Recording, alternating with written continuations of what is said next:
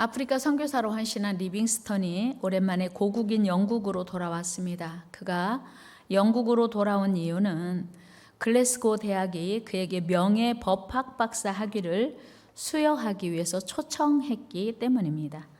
아주 오랜만에 학위를 받기 위해서 행사장에 나타난 리빙스턴을 본 많은 사람들은 몹시 놀랐습니다. 건장하고 잘생긴 그 청년이었던 그가 몹시 쇠약해 보였기 때문입니다. 그는 아프리카 원시림에서 사자에게 팔을 물리기도 했고 아프리카 특유의 열병에 무려 20여 번이나 쓰러지기도 했습니다. 드디어 학위를 받은 리빙스턴은 감사의 뜻을 표하면서 다시 아프리카로 돌아가겠다고 말했습니다. 그러자 사람들은 다시 한번 놀랐습니다. 그 극심한 고생이 기다리는 땅, 살아갈 소망조차 없는 그 불확실한 땅 아프리카에 그가 다시 돌아갈 것이라고 생각한 사람은 아무도 없었기 때문이었습니다. 순간 글래스고 대학 강당은 술렁거리기 시작했습니다.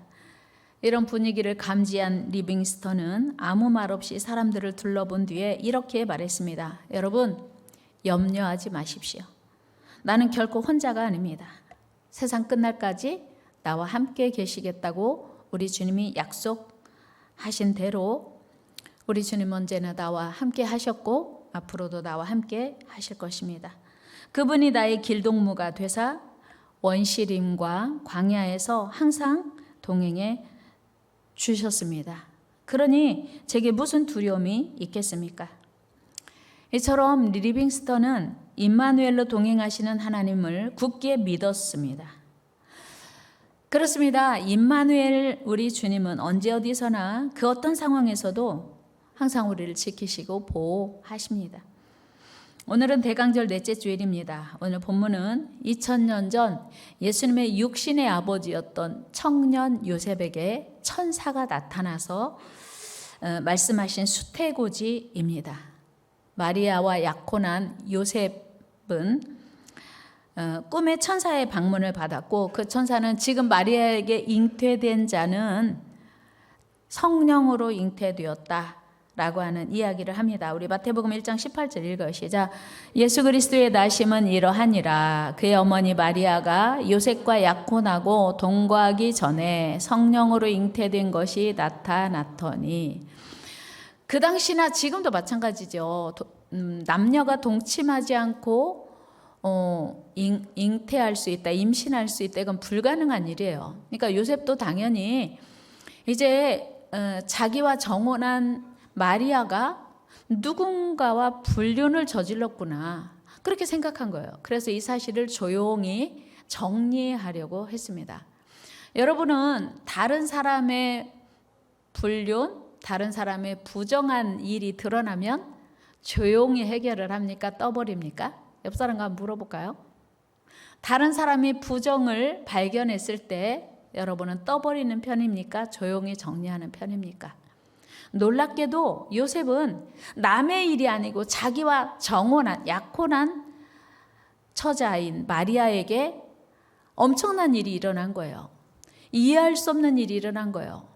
참 요셉은 의로운 사람이었어요. 하나님의 역사는 아무에게나 일어나지 않는다는 걸 알게 되는 순간이기도 합니다. 그 경건한 요셉은 마리아의 그 임신 사실을 알고 조용히 정리하고자 했습니다.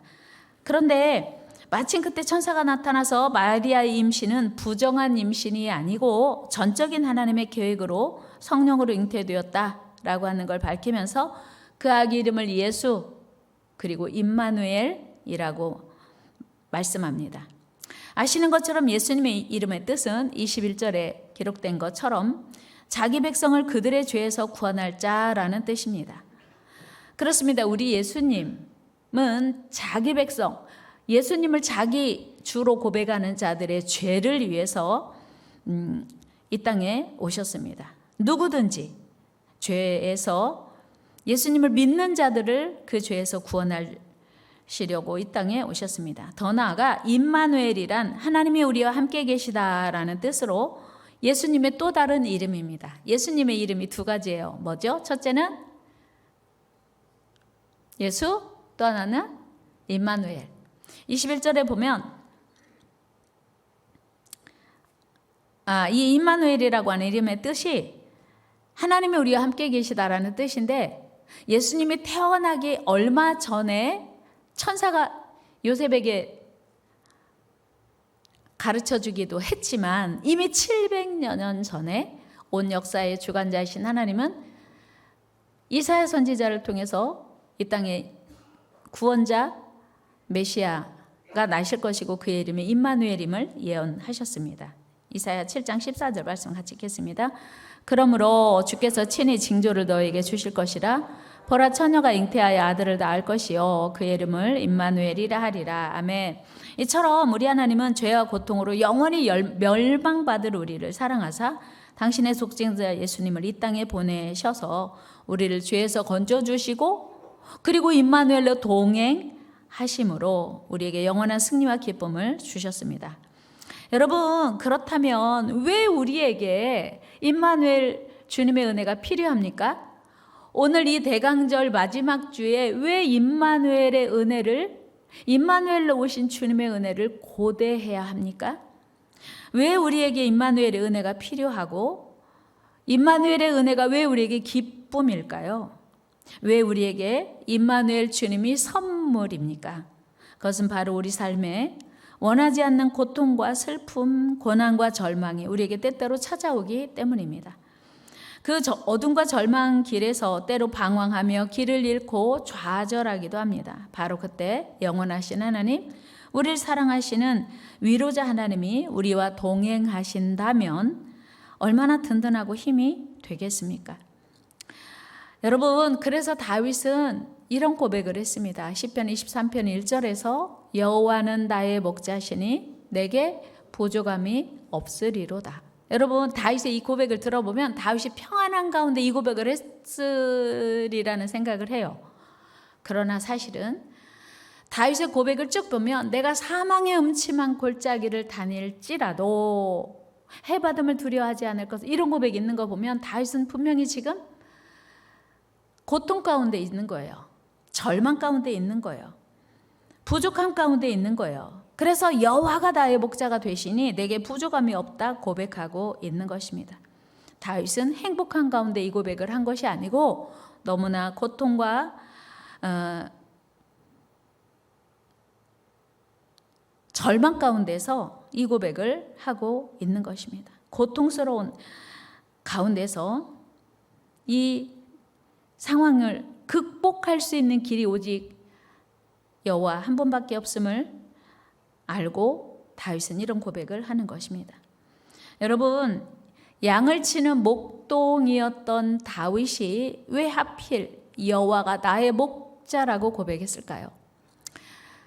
목동을 지냈던 다윗은 양에게 있어서 목자가 얼마나 소중하고 얼마나 필요한지를 너무나 잘 알고 있었습니다. 우리는 사실 양에 대해서도 잘 모르고 목자의 역할도 잘 몰라요. 막연하게 들어서 또는 짐작을 할 수 있으리 뿐입니다. 그러나 직접 목동을 경험했던 다윗은 양에게 있어서 얼마나 목자가 중요한지를 뼈저리게 알고 있었습니다. 양은 동물 중에서 시력이 가장 약한 동물이래요. 10m 앞을 분간할 수 없어서 어디가 길인지, 어디가 구덩이인지, 어디가 가시덤불인지 알 수 없대요. 어느 곳에 가면 맑은 물이 있는지, 어느 곳에 가면 푸른 초장이 있는지 분간할 수 없다고 해요. 여러분, 지금 눈이 많이 와서 미끄러우니 그 눈이 제대로 치워지지 않은 시골은 어디가 차도인지 어디가 논인지 분간할 수 없다고 그러거든요. 사실 지금 우리가 걸어다니는 도로도 평상시 다녔던 길은 익숙하니까 가지만 사실은 분간이 잘 안 되지요. 그런데 그거보다 더 중요한 건 사실은요, 양만 눈이 어두운 게 아니고 우리 모두도 눈이 어두워요.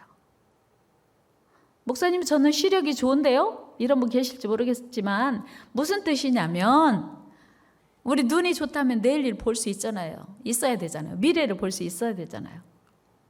우리는 내일 일을 알 수 없어요. 아니요. 잠깐 후의 일도 알 수 없어요. 그래서 우리는 다 시력이 양처럼 약한 거예요. 양은 또 몸집에 비해서 다리가 약한 동물이어서 한번 넘어지면 스스로 일어날 수 없대요. 그래서 누군가가 일으켜줘야 다시 설 수 있다고 해요. 우리가 인생 살다가 넘어지면요, 누군가가 일으켜줄 분이 필요한 거예요. 그리고 구덩이에 빠졌으면 목자가 가서 지팡이로 건져 주어야만 나올 수 있다고 하는 거예요. 자기 힘으로는 살아갈 수 없는 존재가 바로 양이라고 하는 거예요.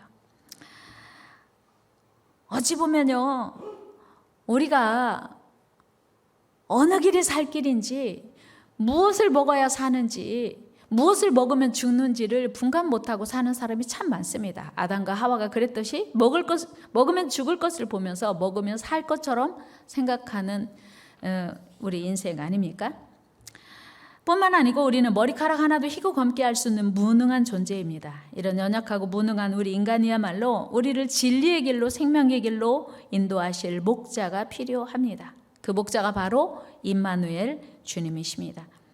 그러니 임마누엘 주님은 분명 우리에게 기쁨이요 소망입니다. 그러므로 우리는 임마누엘 되시는 주님과 동행을 사모해야 합니다. 여러분, 지금이야 뭐 시골도 가로등이 환합니다만 예전에는 우리가 사는 동네에 가로등이 별로 없었어요. 그때 어른들이 그런 얘기해요. 밤길에 혼자 갈 때 애기만 업어도 든든하대요. 공감하시나요? 아무도 없는 밤길에 애기만 업고 가도 든든하대요. 무슨 얘기냐면 혼자 밤길을 가는 건 위험하고 외롭고 두려운 거예요.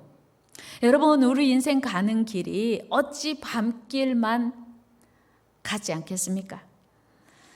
그래서 우리는 어떤 두려움이, 어떤 어려움이 올지 모르는 그 어두운 길을 가는 우리에게 임마누엘 주님이 필요하다는 사실이에요.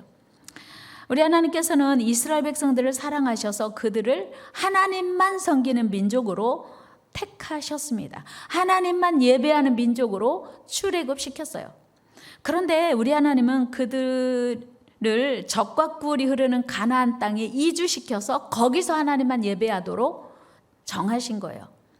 하나님이 친히 다스리시고 하나님이 통치하시는 이스라엘 민족을 세우기 원하셨습니다. 그러나 이스라엘 백성들이 출애굽했을 때는 기뻤어요. 광야 40년 지나는 동안에 더구나 모세가 시내산에 올라가서 십계명을 받는 40일 동안 도대체 하나님은 어디 계신 거야? 우리를 인도하던 모세는 어디 있는 거야? 원망불평하다가 금송아지를 만들어요. 하나님은 너무나 속상하셔서 모세에게 이렇게 말씀하세요. 나는 이 백성과 함께 가지 않겠다. 너희들 가나안 땅에 가라. 적과 꿀이 흐르는 그 가나안 땅에 가. 나는 안 갈 거야. 이렇게 말씀하세요. 하나님이 속상하신 거예요. 우리 출애굽기 33장 3절 말씀 읽어요. 시작. 너희를 적과 꿀이 흐르는 땅에 이르게 하려니와 나는 너희와 함께 올라가지 아니하리니 너희는 목이 곧은 백성인즉 내가 길에서 너희를 진멸할까 염려함이니라 하시니. 아멘. 여러분, 하나님과 이스라엘 백성들의 약속이 무엇이었냐면 적과 꿀이 흐르는 그 가나안 땅에 오롯이 이스라엘 백성들을 옮겨서 하나님만 다스리시고 예배하는 민족 삼으시려고 했어요. 그런데 이스라엘 백성들의 마음속에 하나님만 있는 게 아니었어요. 걸핏하면 우상 만들고 걸핏하면 하나님께 원망불평했습니다. 하나님이 난 너희와 함께 갈 수 없어. 그때 모세의 대답이 무엇이었습니까? 모세는 하나님께서 가시지 않으면 가나안 땅이 무슨 의미가 있습니까? 그 땅이 아무리 아름다워도 하나님이 가시지 않으면 우리도 가지 않겠습니다. 하나님이 계시지 않는 가나안 땅보다 하나님이 계시는 광야가 훨씬 낫습니다. 이렇게 말해요. 모세의 고백을 한번 읽어봐요. 15절 시작. 모세가 여호와께 아뢰되 주께서 친히 가지 아니하시려거든 우리를 이곳에서 올려보내지 마옵소서. 아멘.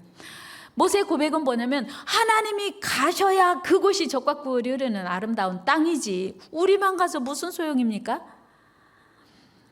모세는 하나님이 동행하시지 않는 가나안보다 하나님이 동행하시는 광야를 선택하겠다고 고백합니다. 여러분, 이스라엘 백성들이 무려 40년 동안 그 뜨겁고 거친 광야에서 그 엄청난 고생한 이유가 무엇입니까? 그것은 하나님의 약속 때문이었어요. 가나안 정복이 목적이 아니라 하나님이 약속하신 땅이기 때문에 그 땅으로 가는 것이었어요. 그러나 모세는 지금 아무리 좋은 가나안 땅이라도 하나님이 함께 가시지 않는다면 아무 소용없습니다. 오히려 그 뜨거운 모래바람이 일고 먹을 것도 부족한 황량하고 건조한 광야라도 하나님이 계신 광야에 머물겠다는 것이었습니다. 여러분, 오늘 우리의 고백, 우리의 갈망, 우리의 기도는 무엇입니까? 여러분, 지금 여러분의 갈망이 무엇인지 한번 점검해 봐요. 여러분 안에 갈망이, 여러분 안에 간절한 소망이 적과 꿀이 흐르는 가나안 땅입니까? 형통입니까? 건강입니까? 1등입니까? 성공입니까? 그런데 그 성공이 단지 성공이고 형통인지 아니면 하나님과 함께하는 성공인지를 점검해 봐야 돼요. 하나님이 함께 하시지 않는 성공은 사상두각이기 때문이에요. 여러분의 성공이, 여러분의 형통이, 여러분의 1등이 하나님과 함께 할 때 가능함을 우리는 기억해야 돼요. 그리고 하나님이 혹시 너 성공 선택할래? 하나님 선택할래? 옆 사람에게 물어봐요. 당신은 성공이 좋습니까? 하나님이 좋습니까? 여러분 뭐가 좋아요? 둘 중에 하나만 선택한다면? 부자 되는 것과 하나님 둘 중에 하나 선택한다면 뭐 할래요? 목사님 그거 말이라고 물어봐요. 당연히 성공이고 부자죠? 아니요. 여러분 하나님 없는 성공, 하나님 없는 부자는 망하는 지름길이에요. 믿습니까? 하나님 없는 성공, 하나님 없는 부자는요 망하는 지름길이에요. 그래서 하나님과 함께 가는 것이 초막이라도 궁궐이라도 주님과 함께하면 그곳은 오케이. 그러나 하나님이 함께 하시지 않는 성공, 하나님이 함께 하시지 않는 부자, 형통은 절대로 복이 아니고 독이라는 사실이요. 다 같이 그것은 복이 아니고 독입니다. 분별해야 돼요.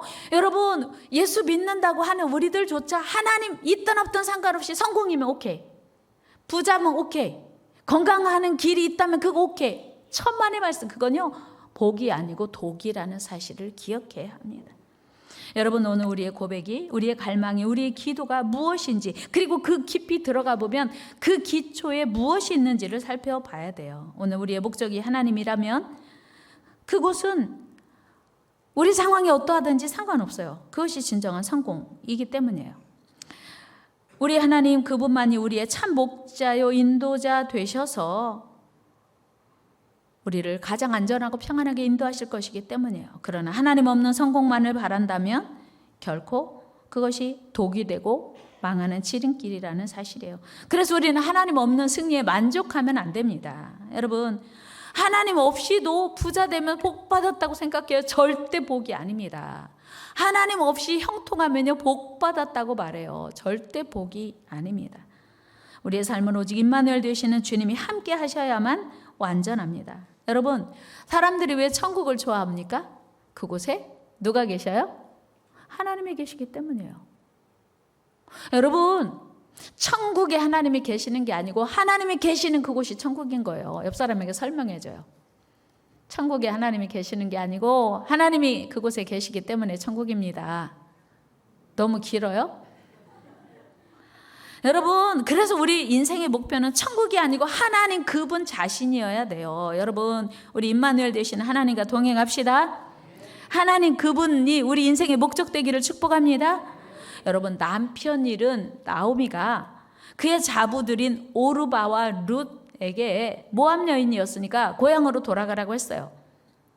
강하게 룻기서 1장 8절 보면 분명히 이야기합니다. 같이 읽어요. 나오미가 두 며느리에게 이르되 너희는 각기 너희 어머니 집으로 돌아가라. 너희가 죽은 자들과 나를 선대한 것 같이 여호와께서 너희를 선대하시기를 원하며. 아멘. 지금 오르바와 룻 두 여인은 모압 여인이에요. 모압이 고향이고 지금 남편이 죽었으니 당연히 자기 고향으로 어머니 집으로 돌아가서 새 출발해도 되는 순간, 그런데 오르바는 울고 어머니와 시어머니와 입 맞추고 자기 집으로 돌아갔습니다. 그 이후로 오르바는 어떻게 되었는지 알지 못해요. 성경은 말하지 않습니다. 그런데 룻은 오르바와 달리 어머니의 가는 곳에 나도 가고 어머니의 고국이 나의 고국이 되고 어머니의 하나님이 나의 하나님이 됩니다 라고 고백했어요. 여러분, 이 순간의 고백이, 이 순간의 선택이 인생을 바꿔요. 인생을 전혀 다른 삶으로 결정합니다. 룻은요, 어머니의 하나님을 섬기기로 결단하는 순간 예수 그리스도의 조상이 되는 있을 수 없는 놀라운 축복을 받게 됩니다. 우리 룻기서 4장 7절 17절 읽어요. 시작. 그의 이웃 여인들이 그에게 이름을 지어주되 나오미에게 아들이 태어났다 하여 그의 이름을 오벳이라 하였는데 그는 다윗의 아버지인 이새의 아버지였더라. 아멘. 나오미가 아기를 낳은 게 아니고 룻이 낳은 거예요. 나오미의 며느리인 룻.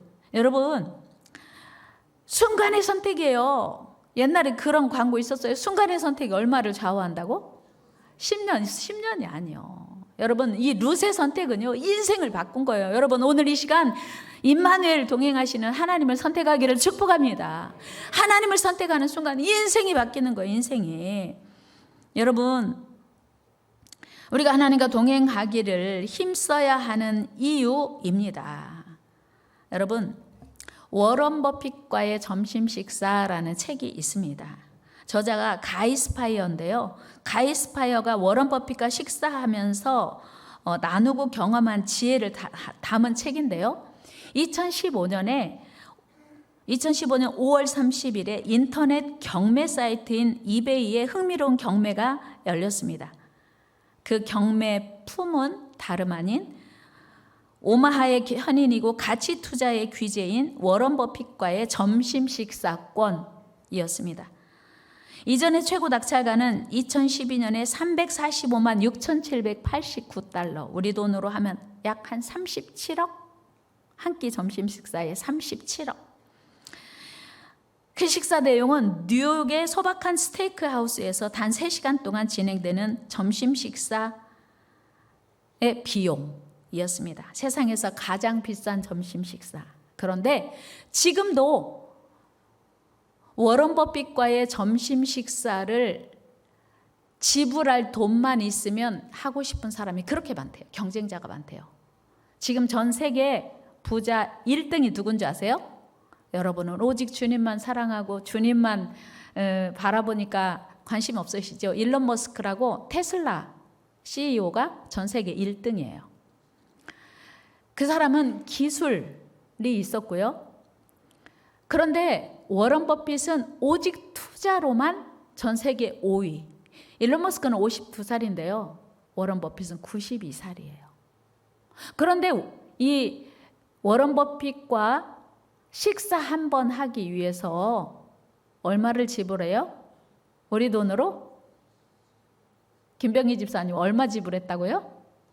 2012년에 37억. 그런데 여러분 별로 관심이 없으신가요?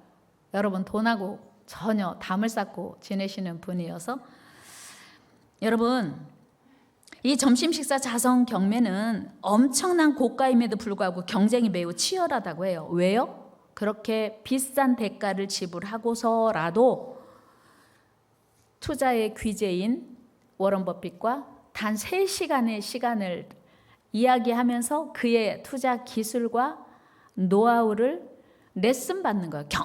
교육받는 시간이에요. 배우는 가치관, 그의 투자 전략 이런 것들을 배우고 그의 정신 세계를 배울 수 있기 때문이라고 해요. 이 책의 저자인 가이 스파이어는 무려 65만 달러의 낙찰을 받아서 이 식사 경매권을 얻었다고 해요. 지금 우리 돈으로 환산하면 8억. 점심 식사 한 끼에 8억을 주고 그 비싼 값을 지불하고 같이 밥을 먹는 이유가 무엇일까요? 그것은 어떻게 기술이 아니고 능력이 아니고 투자로서만 세계 5위 부자가 되었을까라고 하는 것을 전수받고 싶은 사람들이 도전하는 상황인 거죠. 그렇다면 3시간 스테이크 먹으면서 워런 버핏과 이야기하는데 8억을 기꺼이 투자할 만하다고 하는 가치를 인정한다면 오늘 우리가 믿는 하나님은 어떤 가치가 있는 것일까요? 여러분, 오늘 눈이 오고 미끄러운데도 이 자리에 오신 거 참 잘하셨어요. 왜요? 눈이 오고 미끄러운 것과 상관없이 우리가 만나는 하나님은 온 세상의 주관자시고 온 세상을 다스리시는 전능자이시기 때문이에요. 오늘 우리가 눈이 와도 예배를 드리러 가야 되냐 말아야 되냐 갈등하지 않는 이유는, 우리가 하나님을 사랑하고 섬기는 일에 주저하지 않는 이유는 워런 버핏과의 식사 한 끼와 비교할 수 없는 온 세상의 왕 되시는 하나님께 예배하는 시간이기 때문이에요. 여러분, 주님, 그 위대하신 주님과 동행을 더 사모하시기를 바랍니다. 그 주님과 동행하는 은혜가 있기를 축복합니다. 그렇다면 임마누엘로 오신 우리 주님과 동행하기 위해서 필요한 게 무엇일까요? 오늘 간단하게 2가지만 말씀드리려고 해요. 첫째는 방향이에요. 추구하는 방향이 같아야 동행할 수 있습니다. 제가 서울 가고 싶은데 목포 가는 사람과 동행할 수 있다 없다? 없어요. 방향이 같아야 돼요. 그렇다면 하나님께서 원하시는 방향으로 우리가 가기 위해서 그 위대하신 하나님과 동행하려면 그리스도 안에 머물러야 된다고 하는 거예요. 사도 바울은 그의 서신서에서 그리스도 안에라는 말을 수없이 사용했습니다. 우리 에베소서 1장 3절 말씀 같이 읽어요. 시작. 찬송하리로다 하나님 곧 우리 주 예수 그리스도 아버지께서 그리스도 안에서, 아멘, 그리스도 안에 있는 자들이 누리는 복인 거예요. 그리스도 안에, in Christ라고 하는 말이 여러분 바울의 서신서에서 무려 140번 언급되었다는 사실. 무엇입니까? 여러분, 학교에서 선생님이 자꾸 강조하고 반복하는 것 중요하다, 안 중요하다? 중요하다. 그거 꼭 시험 나와요. 선생님이 자꾸 말하고 시험 직전까지 계속 강조하는 건 중요한 거다. 이거 꼭 기억해야 돼. 그거 반드시 시험 나오거든요. 바울이 그의 서신서에서 무려 140번이나 강조한 건 in Christ예요. 그리스도 안에 살아야 된다고 하는 거예요. 여러분, 오늘 우리 진단해 봅시다. 나는 예수 안에 있는가? 나는 예수님과 같은 방향으로 지금 가고 있는가? 예수를 믿는다고는 하는데 예수님과 전혀 상관없는 삶을 살고 있는가? 오늘 점검하고 예수님과 동행하시기를 축복합니다. 예수님과 동행하기 위해서 필요한 2번째 요소는 친밀함이에요. 여러분, 여행을 가는데 친하지 않아서 한마디도 하고 싶지 않은 사람과 같이 여행할 수 있다 없다? 없어요. 너무 좋아서 보고 또 보고 또 보고 또 봐도 할 말도 많고 너무 좋아서 같이 있고 싶어서 그런 사람이 같이 여행할 수 있는 거죠. 우리 예수님께서 제자들에게 말씀하셨습니다. 요한복음 15장 7절에서 너희가 내 안에 거하고 내 말이 너희 안에 거한다. 이게 친밀함이에요. 동행이에요. 너희가 내 안에 거하고 내 말이 너희 안에 거하면 무엇이든지 원하는 대로 구하라. 그리하면 이루리라. 여러분, 이것이 동행이에요. 다 같이 너희가 내 안에 거하고 내 말이 너희 안에 거하고. 그렇게 되기를 축복합니다. 이 말은 무슨 얘기냐면 하나님이 내 안에 말씀하시면 아멘이에요. 이게 친밀함이에요. 여러분, 하나님께서 여러분에게 감동 주시면 아멘입니까? 내 맘입니까? 주님과 친밀함이 이루어질 수 없어요. 우리는 내 안에 내가 너무 많아요. 내 속엔 내가 너무도 많아. 주님이, 여러분은 오직 찬송가만 하세요? 이것도 쉴 곳 없네. 내 안에 내가 너무도 많아서 주님, 요한복음 15장 7절에서 하시는 말씀은 너희가 내 안에 거하고 내 말이 너희 안에 거한다. 그럼 우리에게 주님이 감동하시면 아멘 해야 돼요. 아멘, 아멘. 우리는 매 순간마다 싫어요, 주님. 너무 힘들어, 너무 추워요. 하기 싫어요. 내 안에 내가 너무도 많아서 주님과 일치된 동행하는 삶을 살 수 없어요. 이게 주님과 친밀함을 방해하는 거고요. 하나님의 동행을 방해하고 우리 삶의 형통을 방해하는 거예요. 여러분, 우리 예수님이 마지막에도 우리에게 소원 말씀하셨어요. 마태복음 28장 20절 마지막에서 뭐라고 말씀하시냐면 볼지어다 내가 세상 끝날까지 너희와 항상 함께 하시리라 약속이에요. 이게 주님의 소원이에요. 그런데 우리는 주님 불편해요. 주님 우리와 함께 하시면요 저 너무 힘들어요. 우린 그러잖아요. 여러분 주님과 동행이 기쁨 되기를 축복합니다.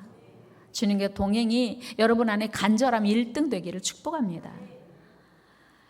여러분 우리가 왜 하나님과 친밀한 동행을 해야 합니까? 그것은 바로 우리의 연약함과 부족함 때문입니다. 여러분 다윗과 사울의 다른 점이 무엇인지 아십니까? 모두 이스라엘의 초대왕 사울, 2대왕 다윗과 공통점은요 이스라엘의 위대한 왕이었어요. 훌륭한 왕이었어요. 왕으로 이제 기름 부음 받을 당시 겸손했어요. 그런데 다윗과 사울의 현저한 차이가 있었는데 그게 뭐냐면 동행하는 삶이었는가 동행하지 않는 삶이었는가 차이였어요. 다윗은요 어떤 상황에서도 하나님과 동행했어요. 우리 시편 23편 4절 읽어요. 시작. 내가 사망의 음침한 골짜기로 다닐지라도 해를 두려워하지 않을 것은 주께서 나와 함께 하심이라.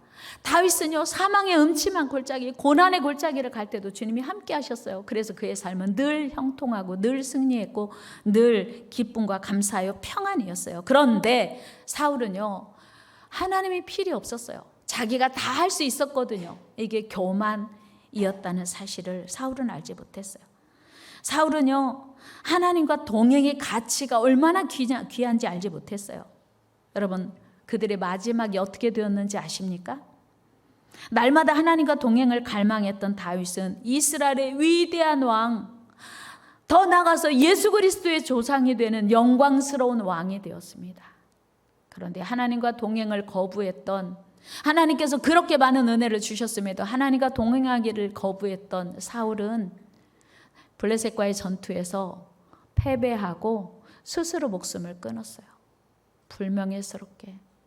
하나님과 동행하는 다윗과 하나님과 동행을 거부했던 사울의 말로가 오늘 우리에게 교훈하고 있습니다. 여러분 하나님과 동행하기를 사모해야 되는 이유입니다. 임마누엘 주님이 우리에게 진정한 선물인 이유예요. 여러분 하나님과 항상 동행하시기를 축복합니다. 이번 풍성이를 통해서 들은 말씀 중 가장 마음에 남는 예화가 안경이에요. 안경. 여러분 눈이 나쁜 사람은 아침에 눈 뜨자마자 찾는 게 있대요. 뭐요?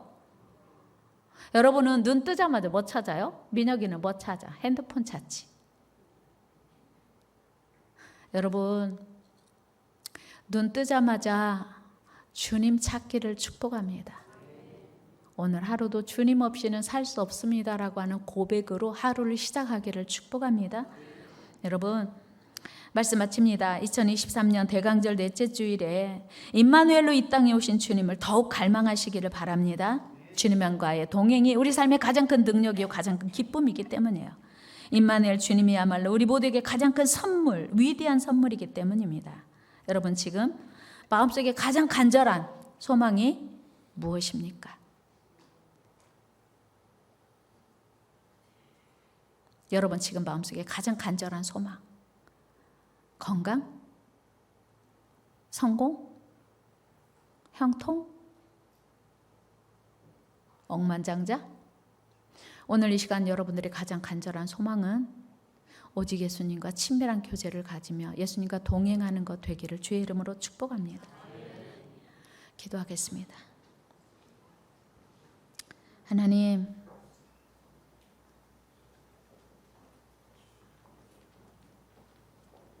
성공하는 것도 중요합니다. 건강한 것도 중요합니다. 1등도 중요합니다. 그러나 그보다 더 소중한 것은 주님과의 동행입니다. 우리 예수님이 이 땅에 계시는 동안 하나님과 늘 동행을 갈망하며 새벽 미명에 나가 기도하셨고 저녁에도 기도하셨습니다. 다윗은 늘 하나님과 동행을 갈망하며 하나님 앞에 나아갔습니다. 우리 모두 이 성탄의 계절에 가장 귀한 선물 되시는 임마누엘 주님을 더욱 사모하고 그분과 동행하는 결단을 하는 이 아침 될 수 있기를 바랍니다. 하나님과의 동행이 가장 큰 기쁨이요 능력이기 때문입니다. 주님, 우리 삶에 늘 동행하시기를 갈망합니다. 우리와 동행하여 주옵소서. 예수님의 이름으로 기도드리옵나이다.